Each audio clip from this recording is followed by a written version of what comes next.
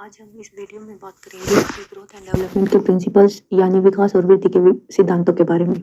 ये topic BEd, CTET, STET, REET and सभी TET exams के लिए बहुत ही इंपॉर्टेंट है। अगर आप टीचर बनना चाहते हैं तो बच्चों को विकास समझना सबसे पहले ज़रूरत है। तो चलिए शुरू करते हैं। ग्रोथ एंड डेवलपमेंट क्या है? ग्रोथ शरीर की बढ़ोतरी, शारीरिक हाइट, वेट एक्सेट्रा। डेवलपमेंट क्या होता है? विकास, जो कि शारीरिक, मानसिक, सामाजिक, भावनात्मक, physical, mental, social and emotional होता है।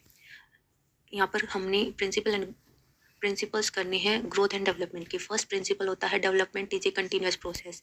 विकास निरंतर प्रक्रिया है। बच्चे का विकास जन्म से लेकर मृत्यु तक चलता रहता है, यह कभी अचानक नहीं रुकता।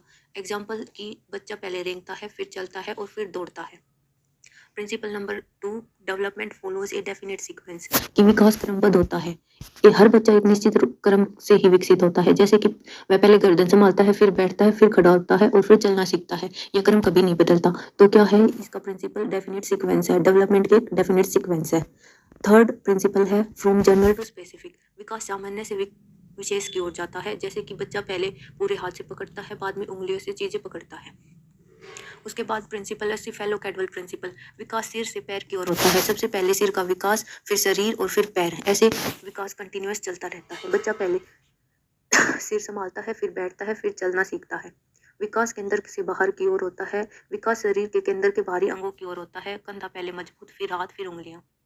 उसके बाद है principle of rate of development differ from child to child. विकास की गति अलग अलग होती है। हर बच्चा एक जैसा नहीं होता। कोई बच्चा 1 साल में बोलने लगता है, कोई 2 साल में। दोनों सामान्य हो सकते हैं। उसके बाद है प्रिंसिपल ऑफ इंडिविजुअल डिफरेंसेस। हर बच्चा अलग होता है। बुद्धि, रुचि, भावनाएं सब अलग होती हैं।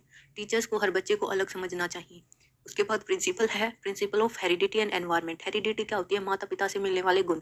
एनवायरनमेंट क्या होता है? घर, स्कूल, समाज। एग्जाम्पल के लिए अच्छा वातावरण अच्छा मानसिक विकास डेवलप करता है। नेक्स्ट है principle of development is holistic. विकास एक समग्र प्रक्रिया है। शारीरिक, मानसिक, सामाजिक, भावनात्मक सभी विकास आपस में जुड़े हुए हैं। इसमें इस प्रिंसिपल में होता है कि जो फिजिकल, मेंटल, सोशल और इमोशनली सभी आपस में कनेक्टेड है। एक हिस्सा कमजोर तो पूरा विकास प्रभावित होता है।